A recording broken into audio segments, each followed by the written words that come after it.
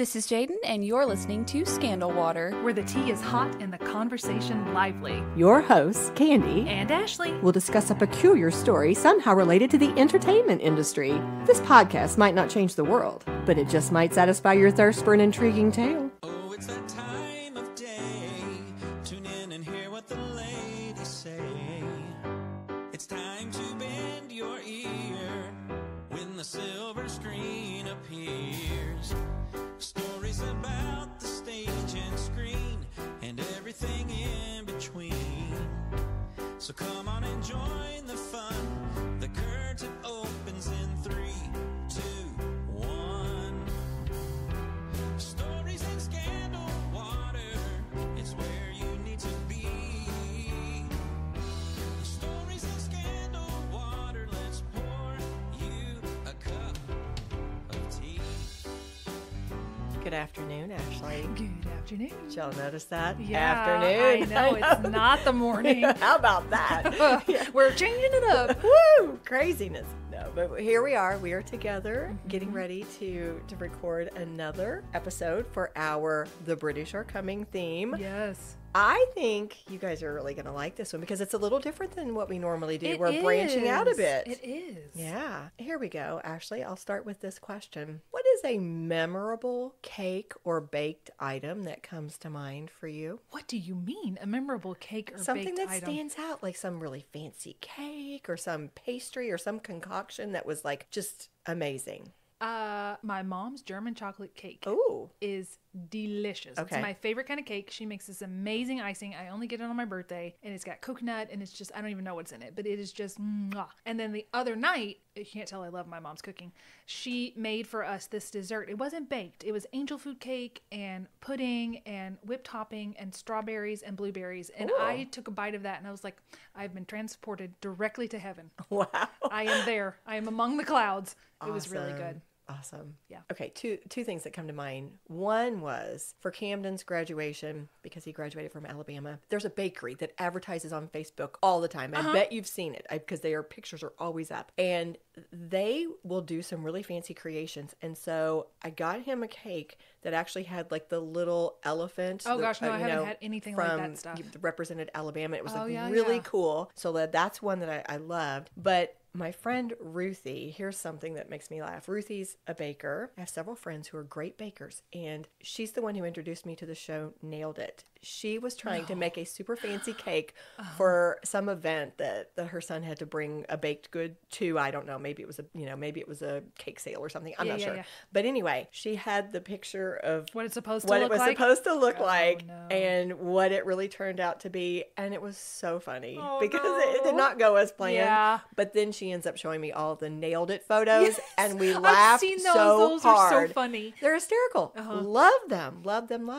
But the reason I ask is because our topic I know. today is the Great British Bake Off. Yes, what an interesting topic for you to choose. I know. Yeah. Well, and I'm going to tell you why I chose it in a moment. But first, I should clarify, because if you're American, you might be going, wait a minute, Great British Bake Off. In America, we know it as the Great British Baking Show. And the reason why they actually had to change the name was because when they decided to bring it to the U.S., the term Bake Off is registered to the Pillsbury Company. Oh. And, they've had it since 1949, their Pillsbury Bake Off. And so they thought it could be confusing if they let this other show use it, so they would not release the rights. And that meant they came Change up the with a name. new title. Huh. Right. So same show. If you're in the UK, you're going to know it as the Bake Off. If you're over here, you're going to know it as a baking show. But it is on Netflix, by the way. In America, it picks up at what they call Collection 5, but is actually the 8th season of the show.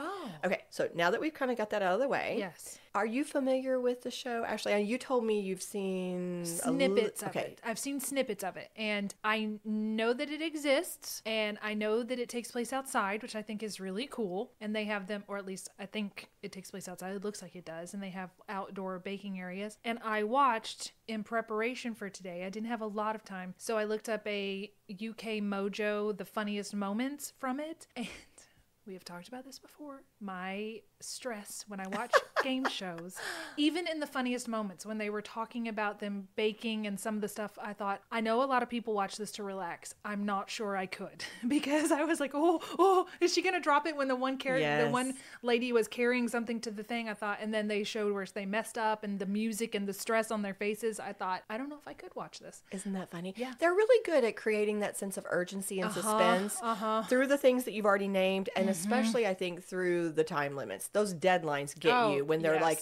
you now have 1 hour left. Or, those things, it does. It really adds to your angst, I think. But I'm going to tell you, even though I am not some huge cook, I mean, sorry, I'm just not. Kirk and I have watched some of the baking shows in the past, and we will get caught up in them. They're fun. I was not familiar with the Great British Bake Off or the Great British Baking Show. I hadn't heard of that. I'd seen some other baking shows. And in fact, I should say Kennedy is a massive Gordon Ramsay fan. Really? Oh my goodness. She is nuts for him. But all this to say, I was hanging out with my friend Sarah one day, and she was like, have you ever seen this? You need to watch it. And she puts it on, intending to watch 1 episode, end up watching, I think, 3 back to back. I know. Wow. And it really is a very cool show. So when we were thinking of topics, it was like, this is a little different. This is a passion. Yeah. So many people love baking shows. Yeah, they do. It's great. Why not do this show? So in case you're not familiar, let me give you a brief little summary, which I believe came from their website. The Great British Bake Off is the ultimate baking battle where passionate amateur baking fans compete to be crowned the UK's best amateur baker. Over the course of 10 episodes, the series follows the trials and tribulations of the competitors,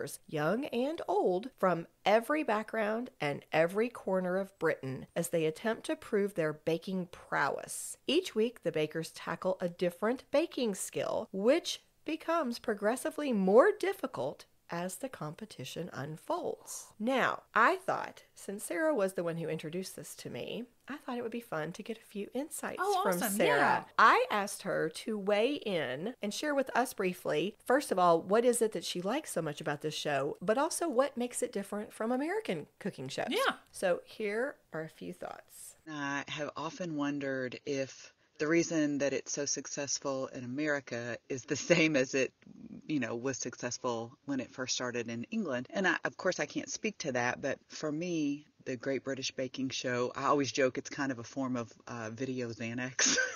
It is quaint and comforting and predictable in some ways and just nice. It's just nice. The people on it are kind. The bakes are interesting. They have the right level of challenge. And so I just feel like that adds to its success, especially as it made the transition from England to America. We're a little more used to seeing baking shows or cooking shows that are a little more competitive. And it's not that the Great British Baking Show isn't competitive. It's competitive in a different way. I think this was the first baking or cooking competition show that I noticed the other contestants helping each other. For instance, you reach the end of your time limit and maybe you finish early. And so you would then see the other contestants noticing a fellow contestant struggling. Maybe they've had something go catastrophically wrong and they offer to jump in and help. And to my surprise, the contestant who was offered the help accepted the help. So there's a lot of trust and seemingly, friendship that looks like it's built among these contestants. And to me, that was something very different that I hadn't seen when I watched different competition shows on Food Network or some other outlets. Just the spirit of wanting everyone to succeed and truly letting the best bake win for that challenge. That struck me as being very different. So that was something that hit me too, because again, I mentioned Kennedy loves Gordon Ramsay. That's one of the shows that Kirk and I have watched before. Not Yelling. the same. Not the same. Right. Not at all. I mean, sometimes our cooking shows can feel pretty brutal. Yeah. I mean, Well, her evaluation of it makes me go, okay, maybe I could try to watch an actual episode and it wouldn't be as stressful as that video clip that I saw made it appear. And I do like that the fact that they are just kind to each other. they are so sweet. I think it's safe to say you kind of fall in love with each little group that comes up. I should say I have now had a chance to watch, I mean, not nearly as much as I would have liked to because of time's sake. I've sampled from different seasons, and in one season I've gone like 5 episodes in. So I feel like I have a better sense of it. And I would agree with what she said. They will applaud each other. They will be kind to each other. The judges are never mean. That's good. Like, even when they're giving feedback, Yeah. it's so gentle. That's it's good. not pointed or, I don't know what the right word, degrading in any way. Yeah. I also thought it was neat that they put together what seems to be a pretty eclectic group of judges. And that would be part of the appeal, too, is all the different personalities and how they just sort of mesh together. Absolutely. Which is a nice little segue into the next part Oh. of what we're going to talk about. Well done, me. Yes. I thought I would briefly review the format of the show, which is going to lead us towards the judges here in a second. But every episode includes a theme or a focus. Okay. So, for example, it might be Biscuit Week, which is, there are what they You make call... biscuits? Is what they're cookies. Oh. Yeah, in Britain. It might be Cake Week. It might be Bread Week. And by the way, it's funny because I'm not the big cook, but Sarah actually is, and so she's commented that it has something for everyone. She's interested in the areas that she knows a lot about, but for example, bread making was an area that she didn't know as much about. So she said there's where she's learned a lot as somebody who bakes. But another thing that they do is they give you a very short, cute little fun intro that leads you into that particular focus or theme. So for example, if it's an episode on biscuits, then, they might have some cute little skit where one of the hosts, Noel, comes in eating a biscuit and he banters briefly with the other host. They just have some kind of little cute intro. And then every episode has 3 challenges, and they are very distinct what these 3 different challenges are. Sarah did a nice little job of outlining them, so I'm going to let her explain. The show is structured in 3 parts. The first part is called the signature bake, and that is when the contestants are given something within that week's theme, whether it's bread or cookies, which they call biscuits, or cakes or pastries or whatnot. But they know in advance, and they're told, you can make anything you want as long as it's a pastry. Okay, so that's the first part. The second part is the technical. That is my favorite element of the show. That is when they are given something to bake and it's totally blind. They have no idea what it is in advance, and they aren't even given a full recipe. They're giving elements of a recipe, but with several elements left out, so that they have to sort of demonstrate that they know the technique that goes behind that particular week's theme. This is always my favorite because I can't tell you how many times I've watched and I've never even heard of the thing that they are supposed to be baking, and you can tell some of the contestants haven't either. And so it really is a true test of, do you understand the technique that underlies this particular type of baking? And it's always really interesting and often funny to see what they come up with and how those bakes turn out. And the third challenge is the Showstopper Challenge, which is where they specifically make the competitors come up with something very artistic, something very elaborate. And I have heard the judges say on the show several times that in other of the challenges, they will say, you have to think about substance as much as style. But this is one. This is one where style is huge. Ooh. You got to have them both. Ooh. You better have huge style and substance. It's fun to watch because every time it's this nice little mixture where in the first one, the signature bake, they can bring it from home. It can be a recipe. Oh. They come with that. Oh. It could be some dish that mom's made, something they've created themselves, one of their own signature dishes. They bring it from home. The Showstopper, they can also plan that. They can pre-plan that. The technical, you have no idea. Do they get like a cell phone where they can look up what this thing is? You can't use your phones. Ooh. No phones. You turn in your phones. Ooh. So with the technical one, Yeah. they will literally give them all this recipe. It may not say half a cup of this. It might just say, you're going to need some lemon juice. You're going to need some coconut. You're going to need, it might just be ingredients, or it might have some amounts listed for certain items and others not. And it may be telling you to make something you've never made or even heard of in your life. And they all get the same recipe? Same recipe. For the technical one, Yeah. it's because it's, again, Yeah, that one's technical. about your technical skills. And with the other two challenges, you're there with your creation when the judges come by and they give you the feedback. With the technical, it's blind. They have all of the creations are just lined up and the judges can't see who made it, but they've got the little label on the back so that, we as the viewers Can see it. can see who made what, and they and all the competitors can see it. Judges can't. Why would they do that for that particular one? I think just to make it 100% Make it fair. fair. Yeah. It's super interesting. Super interesting. And at the end of every episode, one competitor is named that week's star baker and one competitor ends up getting dismissed. I know. And then when they get down to their final 3, those get to compete in the big finale to see who's going to be the winner. I think it's fascinating. What do they win? Would you like to know what they win? Yes. Your face tells me maybe I wouldn't like I was to going know. to say that to the end, but I'm going to tell you right now. Okay. They win a cake pan and a bouquet of flowers. That's it? Well, it's a cake stand, technically.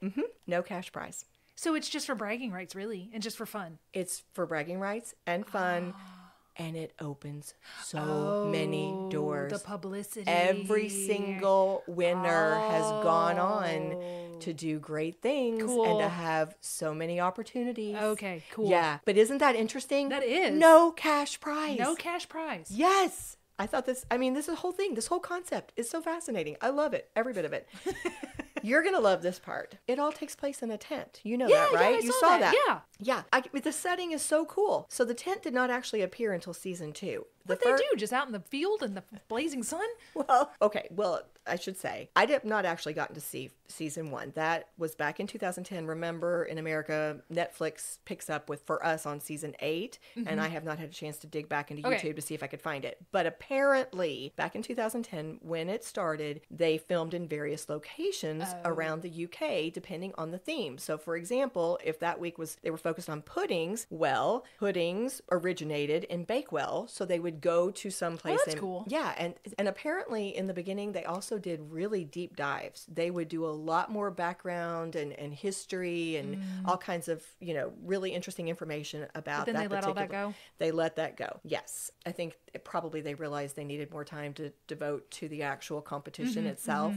In season 2, they decided they would use this tent concept and they would carefully choose a location. And I think what they said they had in mind was they wanted to call back to the country's cultural tradition of afternoon tea in sprawling country homes. Yeah. So they also said, actually, another advantage was it would put the bakers on an even playing field. That's true. That's true. And it would test their skills to adapt to challenges with weather. Oh, the humidity. Oh, all kinds And of weather rain. challenges. Yeah, all of it.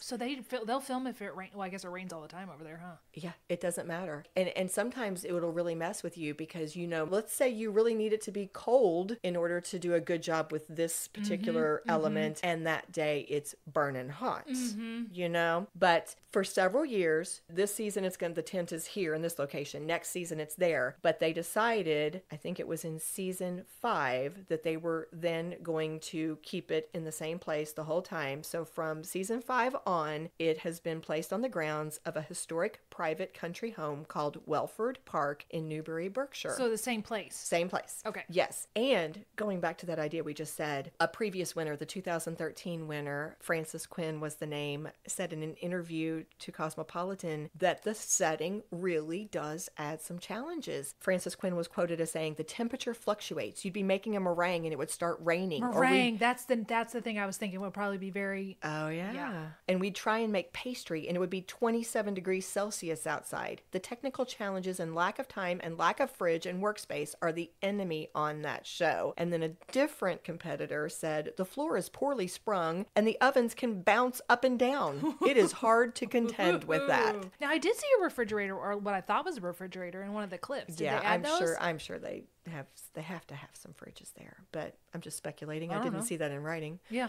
But it's so fun and it's beautiful, and you're watching them bake and you're seeing a countryside all around them. I did think it was pretty. Just gorgeous. And I'm like, that's a very British touch. Yes, it is. It really is. Okay, the cast. When the show originally started in the UK in 2010, the original hosts were Mel Gedroych and Sue Perkins, and the original judges were Mary Berry and Paul Hollywood. But in September 2016, about midway through the show's 7th season or series they call it, it was announced that that series was the last one that was going to air on the BBC. Oh. And they were going to be moving the show to Channel 4, which many people felt like Channel 4 had kind of poached the series. Oh. So the day after that announcement, the two hosts, Mel and Sue, both announced they did not like the move to Channel 4 and they were going to step down. And it ends up that one of the judges goes too. But here is a little quote from a People magazine article that was published around the time. Neither the hosts nor the show's judges, Paul Hollywood and Mary Berry, were reportedly consulted during the negotiations that resulted in Channel 4 agreeing to a $25 million a year, this is pounds,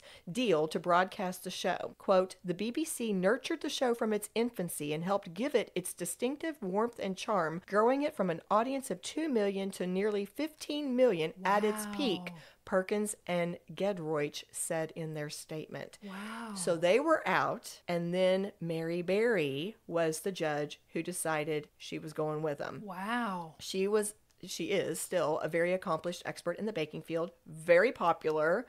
Her big thing that people always tease about is that she has a well-known dislike for baked goods with soggy bottoms. And so she told the Radio Times that she left out of loyalty to the BBC, saying, quote, it was the BBC's program. It grew there. So I decided to stay with the BBC with Mel and Sue. Super controversial at the time. And all three of these ladies, very, very popular cast members, but the show continued on with the one original cast member who was left, Paul Hollywood. What a name. I know. That's cool. Yeah. But the one judge who came in to join him was Prue Leith. And so let's talk about these two judges. Favorite judge, super easy. Gotta go with Paul Hollywood. He's one of the two original judges. It was Paul Hollywood and Mary Berry. Paul Hollywood has these like steely blue eyes, this very silver fox persona. The highest award or compliment on the show is when Paul Hollywood gives you one of his handshakes, and then all the, contestants freak out over that. And so, he's fun to look at. But he also comes across as incredibly knowledgeable. He's, premier bread maker. It's been in his family for, ever and ever, handed down this craft of bread making. And that's really his signature thing. Well, that was Sarah's take on Paul Hollywood. I gotta say, she was pretty accurate because in those clips I was like, well, hello, sir. What in the world? Those blue eyes and that gray silvery hair is like, goodness, Paul Hollywood. Yeah, he is very arresting. Yeah. He really is. And she gave a nice little summary of his background, but here's a little bit more from the Great British Bake Off website. Paul Hollywood is one of the UK's leading artisan bakers. The son of a baker, Paul originally trained as a sculptor until his father persuaded him to change careers. By combining his love of sculpting and baking, Paul established himself as an innovator. During his time as head baker, Paul worked in some of the most prestigious hotels in the world, including the Dorchester in London. There's a whole lot more. I mean, this website goes on and on and on about this man. But one of the things that Sarah mentioned, that handshake, this is such a big deal that the website even talks about. Why is it a big deal? Does he not do it very often? He doesn't. It is such a rare thing. So he only does it if he thinks you have performed exceptionally well. And so the website said the Paul Hollywood handshake is one of the most coveted achievements on the show for any contestant. Forget the cake pan. I know.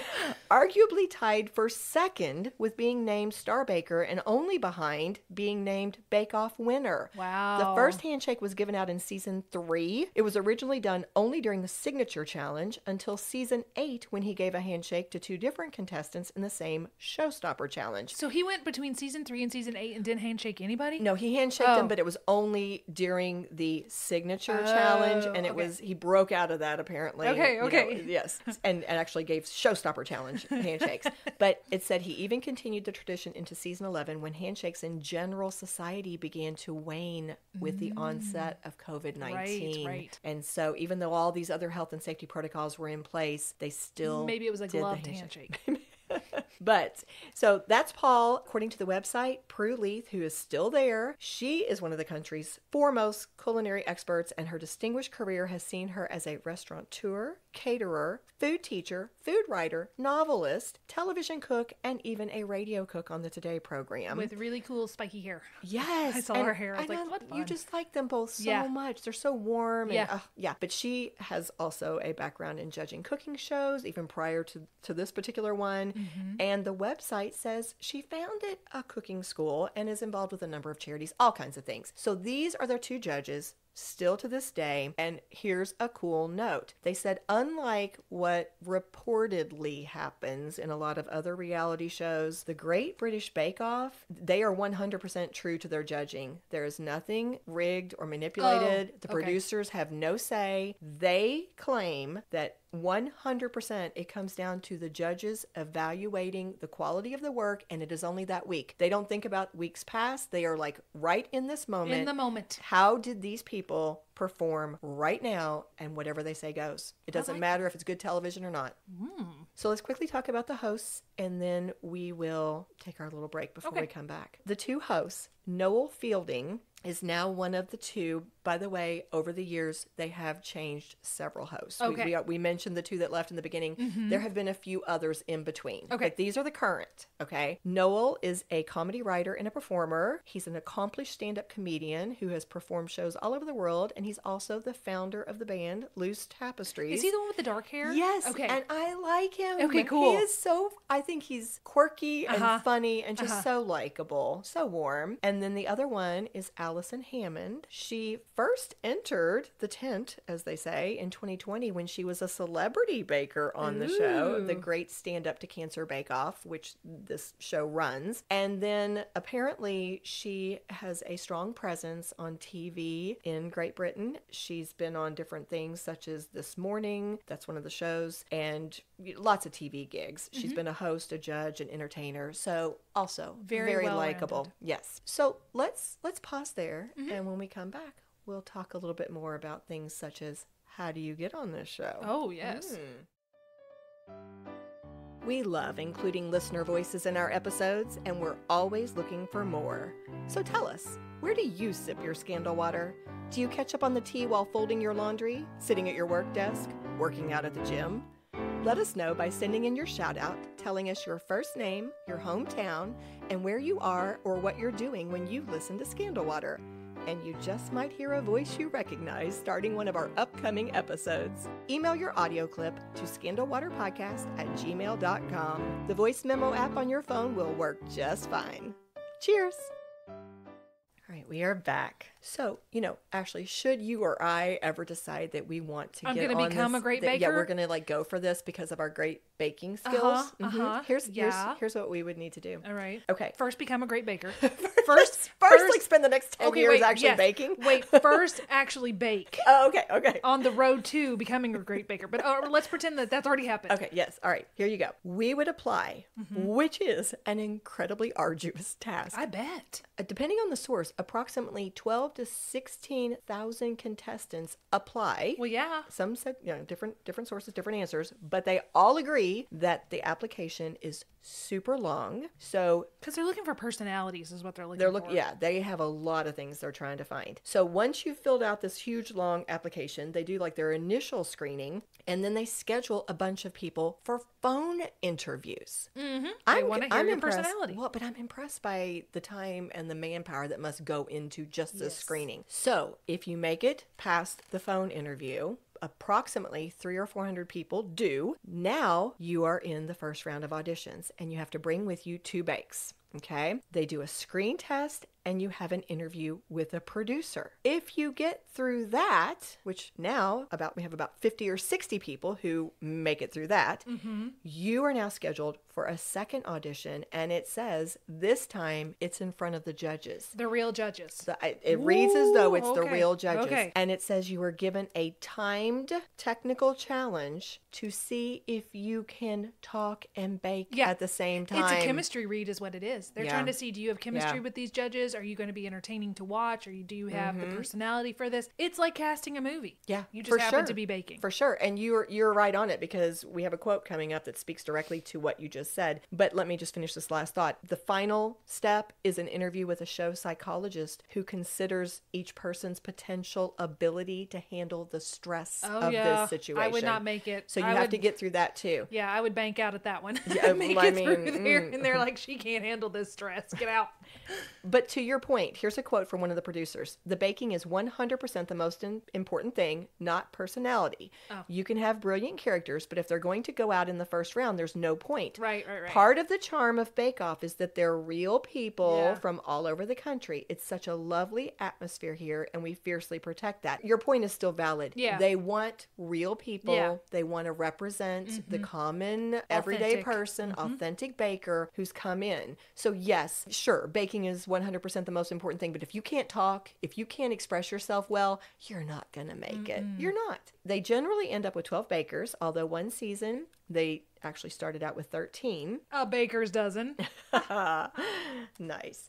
But Anna Beatty, who is an executive producer on the show and the person who originally came up with the idea for the show, she shared in an interview that until they have gotten their first few episodes taped and under their belts, they also keep a few alternates in the wings just in case somebody drops out unexpectedly or gets sick. Oh. So, okay. Now, how does filming work? It usually takes around 10 or 12 weeks to film an entire season, and it almost all happens on the weekends. Yeah, I was going to say, you can't give up your job for 10 to 12 Well, weeks. with other reality shows, sometimes they expect you to Yeah. take this big hiatus Yeah, from yeah. your job. But in this one, it almost all happens on the weekends so that you can keep going with your day job. But some of the former contestants say, what are you doing during the week? You're practicing like crazy for the next bake, for the next weekend. While they're filming, the contestants stay at a nearby hotel, and they have to travel back and forth between the tent and the hotel via a minibus. The judges and hosts are also there, but they're in a different hotel so that you don't,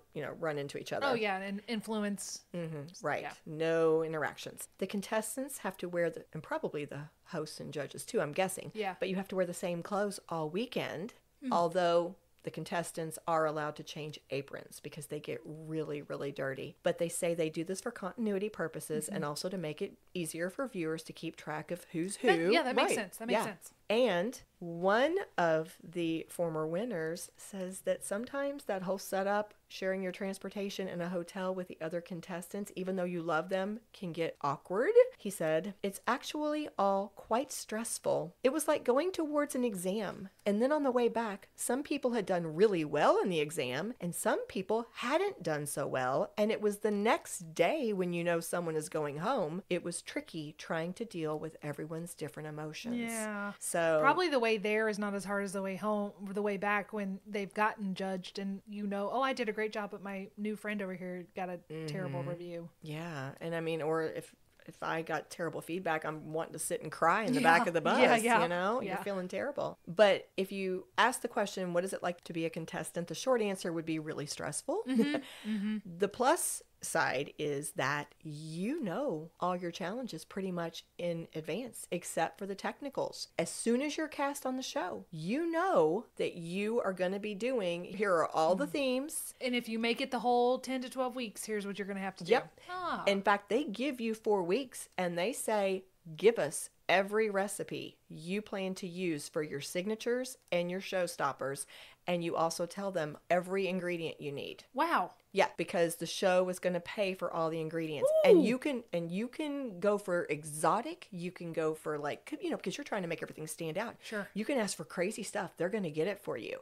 But the problem is all of these contestants, you're practicing it at home. You don't want to go in there for the first time and do this showstopper bake in front of, They should practice outside. Get your stove outside, everybody. Well, true. But they said it is incredibly expensive because everything that you're practicing and doing at home, You got to buy. it's on your dime. Yeah. Yeah. So very, very expensive. To make it fair within the tent, every single day before filming starts, they test every single oven to make sure they are working properly. That's good. According to a few of the former contestants, filming can take up to 16 hours a day, oftentimes somewhere between 10 to 16. That's brutal.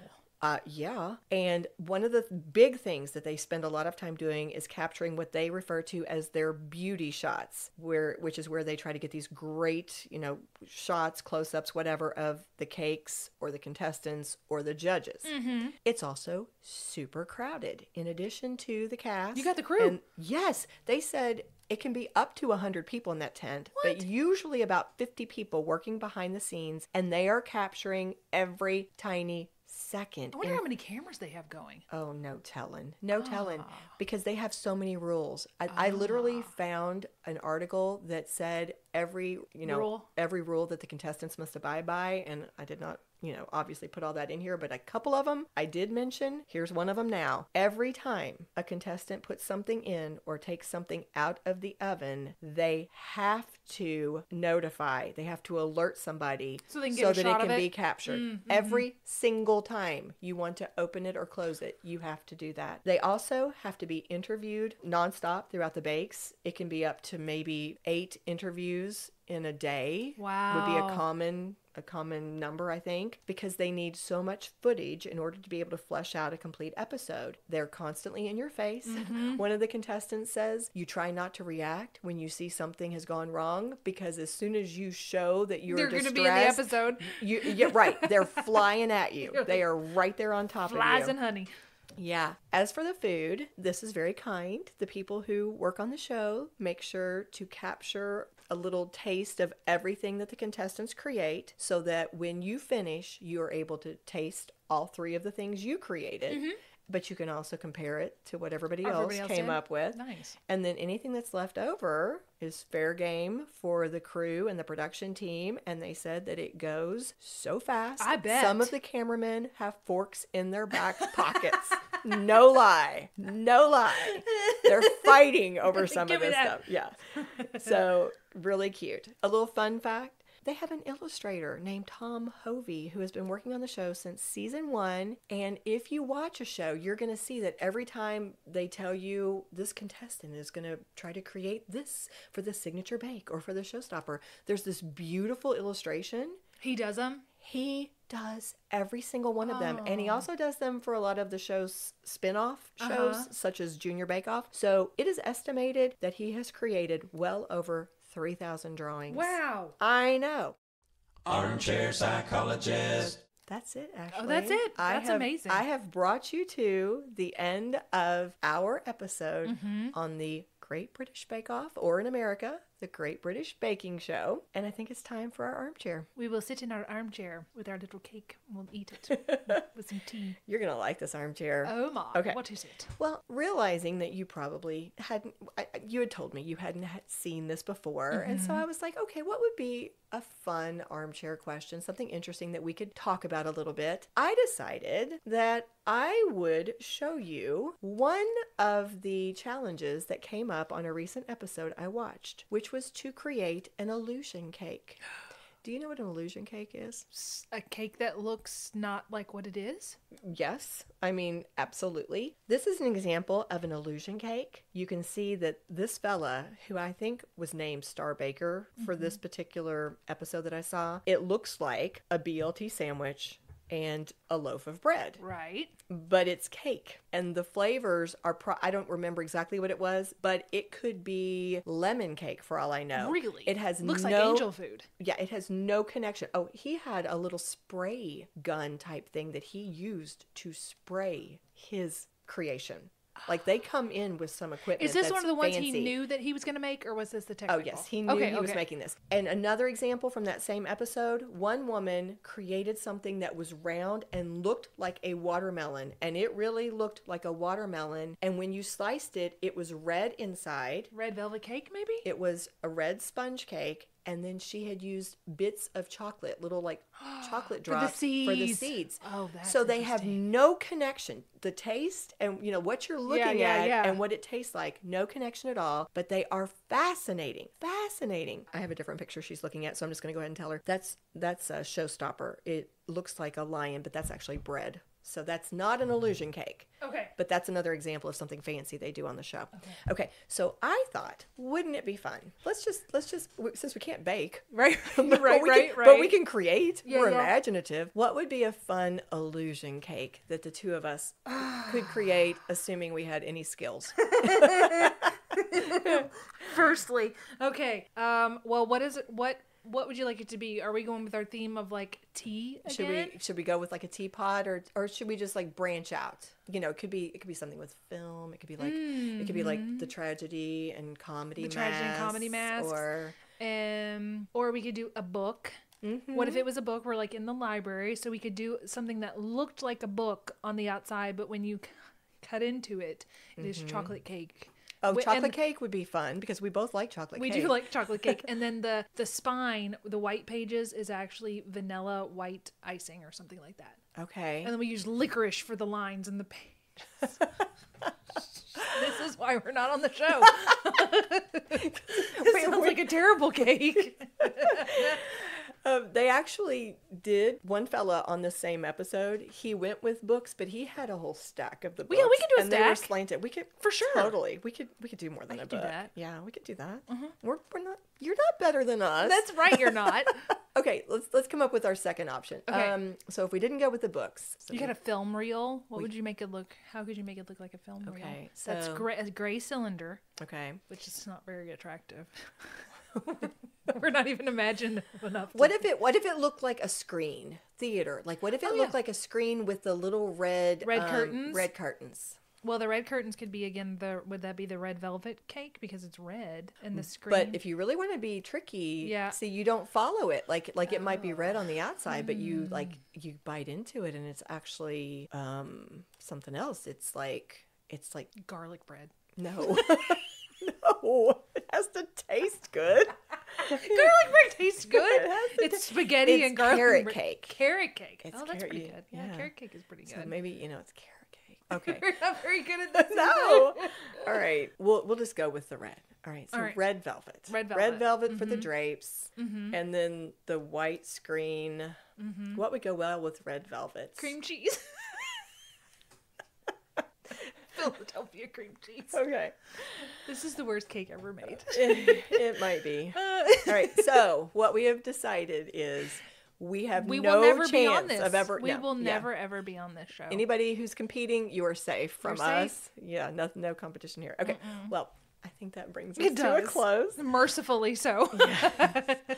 First of all, a thank you to Sarah for the audio clips. Yes. Much appreciated. And I think we should give a shout out to, well, first of all, Paul Hollywood. Well, yeah. I mean, she called him the Silver Fox. The Silver Fox of the show. Give Paul Hollywood a shout out. And also Prue Leith. Mm-hmm. They are delightful together.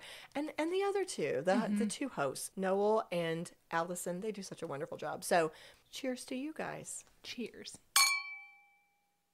If you love what we do, please rate and review our show. Or you can become a supporter by making a donation through buymeacoffee.com/scandalwaterpod. Whether a single gift or a recurring monthly donation, it would go a long way towards supporting our work and allowing us to keep the tea brewing. At our website, www.scandalwaterpodcast.com, you can submit questions or your own story ideas, access our sources and show notes, see the merch we offer for sale, and more. You can join the Scandal Water community through our Scandal Water Podcast Facebook page or follow us on Instagram or TikTok at Scandal Water Podcast. This episode was executive produced by Candy Thomas, that's me, and Ashley Raymer Brown, that's me.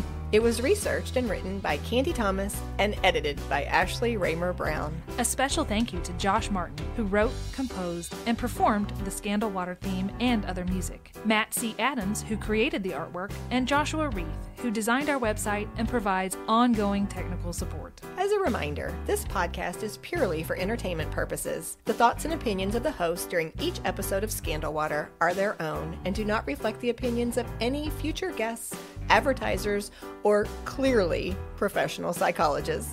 Thanks for listening.